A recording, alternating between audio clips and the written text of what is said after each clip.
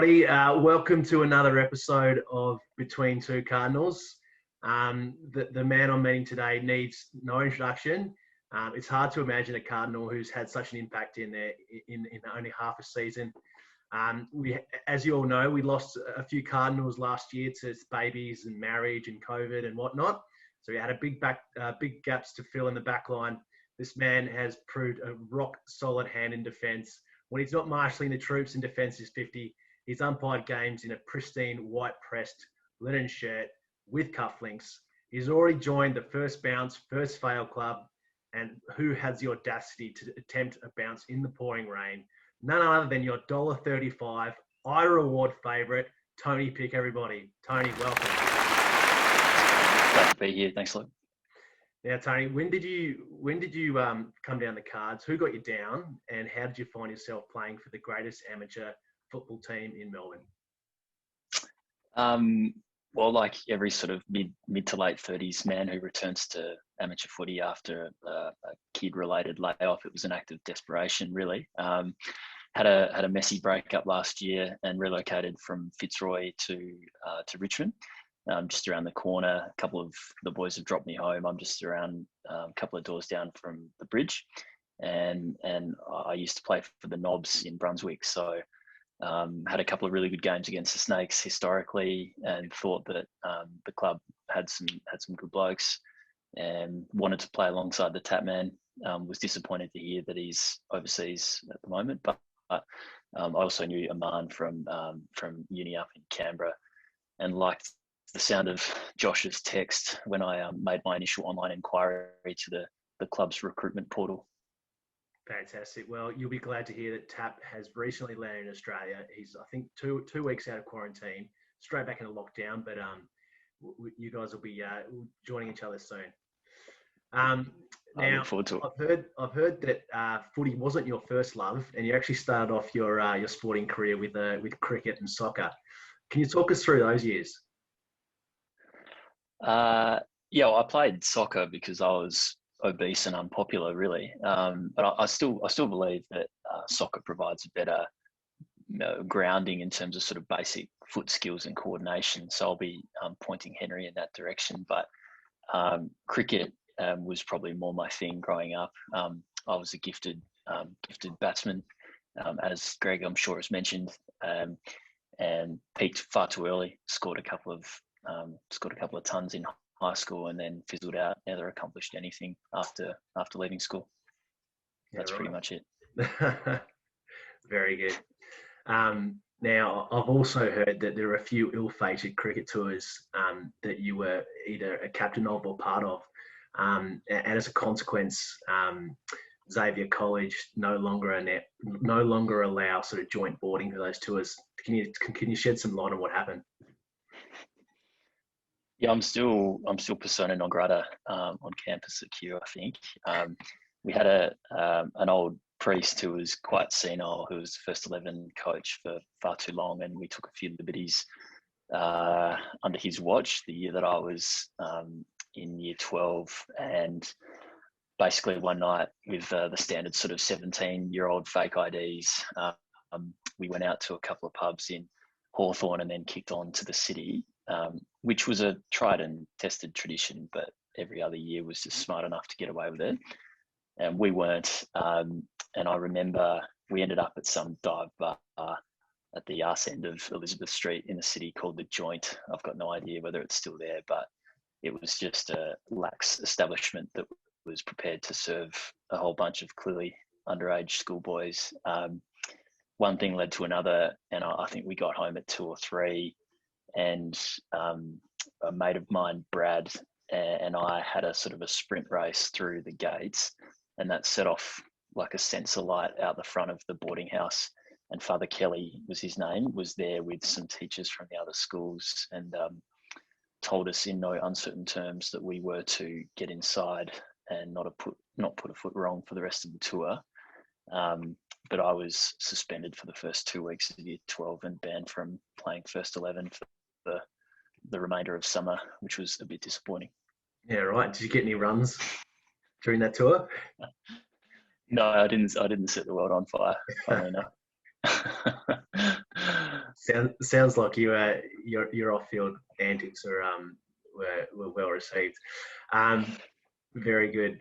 Now it's been pretty clear to anyone who's been down at the club and has sort of followed you on Strava that you've really sort of taken an interest in sort of the fitness, getting back into tip-top shape. And I've heard quotes being thrown around such as "my rig is in the best ever nick," and I'm just really intrigued. So at sort of as you're approaching your sort of twilight years, what's really driven this resurgence in fitness regime? I refuse to believe it's the lure of a Division 3 thirds flag. Is there something else? Oh, there's a bit of that. I mean, you'll understand in 10 or 15 years' time when you enter your mid-30s, or late 30s, I should say. I turned 37 on Saturday, so it might shock you. I'm not too far away. Well, there is a bit of the sort of now or never, like want to be in decent form to contribute to a possible flag before hanging out the boots. But on a more personal level, it was simply the fear associated with re-entering the dating scene after a fairly long relationship. So in lockdown last year, which is when it all went down, I suppose I set about trying to scrub myself up. The only sort of wise thing I did, I think, last year was purchase a rowing machine off some bloke on the Sunshine Coast, which was delivered and was sort of saving grace throughout lockdown, and just spent plenty of time on that. And I reckon that's the key to just shedding when you're not allowed to sort of run or play any team sport, because otherwise it's pretty boring just jogging around. Yeah, right. And I'm sure the value of a second-hand rower has skyrocketed recently. I didn't pay far off the recommended retail price of the full. Yeah, the guy did all right. Yeah. Very good. Yeah. Now, those who came to the trivia night a few weeks ago now would have noticed that you're clearly batting well above your average. Now, how did you meet your better half, Alicia? And I'm guessing your son Henry may have played a part in sort of getting you over the line there. Yeah, he certainly did.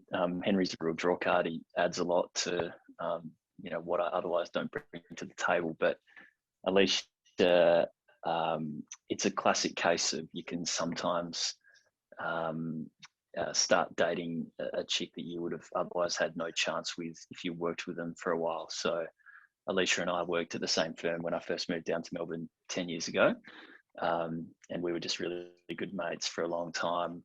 I'm actually the godfather of her second child, Max, who's been on my hip at a couple of games. And I was ironically the MC at her wedding to the scumbag who ended up leaving her and the boys a couple of years ago. So after I sort of became single again, we were, I guess, stage 4 intimate partners under the COVID exemption rules for the second half of last year. And we got together.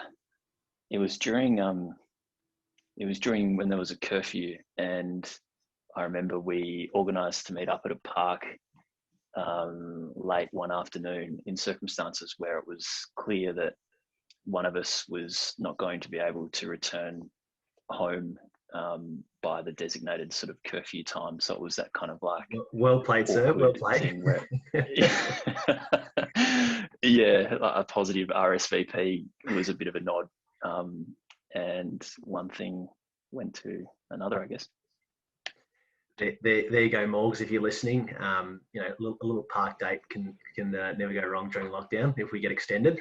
That's actually quite a good segue to my next question. So we had the trivia night last week, and for those who sort of hung around, it was pretty clear that Morgs is in a bit of a dire need for some assistance with his Tinder game. Now, given you're a man who seems to be going pretty all right at the moment, what are your tips, and can you sort of offer any advice for the young man? Yeah, I mean, he's got. I'm a big fan of Morgs as a player and off the field. I think there's room for improvement in his performance in the apps. What's strange, I reckon, is that his like profile or his like the way he's set up his photos is actually really strong, and I can see why he attracts the level of interest that he does. But in my experience, there's got to be like more of a under promise over deliver, or at least like an alignment between your sort of your photos and what you follow through on the chat. Mm-hmm. And at the moment, I guess my biggest piece of advice to him would be he needs to share more of himself in the follow up chat, building upon the photos that he's put up there, which are really strong start. Yeah. And just ask some more questions to get the other party talking about themselves, about matters of substance, because it's very easy to waste a lot of time, based on my short career on the dating apps post separation. You can waste a lot of time on inane banter that leads nowhere. So he's really got to sort of crack through and get into the more meaningful conversation. I'm happy to lend him Henry if he wants to get a couple of photos with him, maybe add them to the mix. That's always good, in my experience again. So my door's always open, Morgs, if you're watching this. Just reach out offline. None of the other boys need to know. There you go, Morgs. That's some great advice. So let's chat about the hat trick you took in under 10s, and just work on being a bit more an open book. I'm sure you'll be fine. Alrighty. Something about him being a premiership captain as well. That comes up a lot.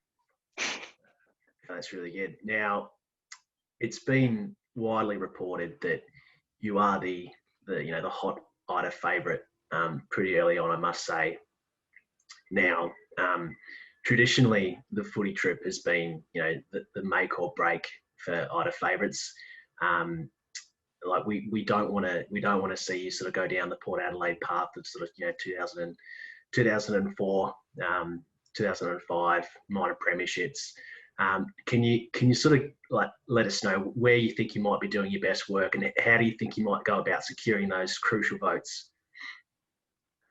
Well, I suppose I'm just taking it 1 week at a time. I don't want to get ahead of myself in that regard. But I've got quite a strong track record of taking out sculling related competitions and just sort of sizing up the opposition in the change rooms and on the field. I sort of haven't seen anyone who's likely to challenge me on that front. I mean, there's just a lot of little, small, inexperienced guys who probably need to be shown how to do that sort of life skill properly. So I'm fairly confident that I won't fizzle out at the business end when it counts. But otherwise, I'll just keep like talking shit on WhatsApp in my downtime, which I've got far too much of, and listening to Josh, taking his advice on board, and Sandy as well, taking some photos. I think that's the little things like that really just everyone can do to build a bit of rapport and culture off the field. Just makes it so much more worthwhile. Yeah, right. Actually, I've just checked Sportsbet. We have moved into $1.20 now. That's actually too short. I'm not sure I can back you in $1.20. But there you go, viewers. The red hot favourite, Tony Pick. Thanks so much for your time. It's been great getting to know you, and I'm sure the boys will agree. It's been good to sort of have you in the chair. So thanks a lot. Thanks for having me. Thanks, mate.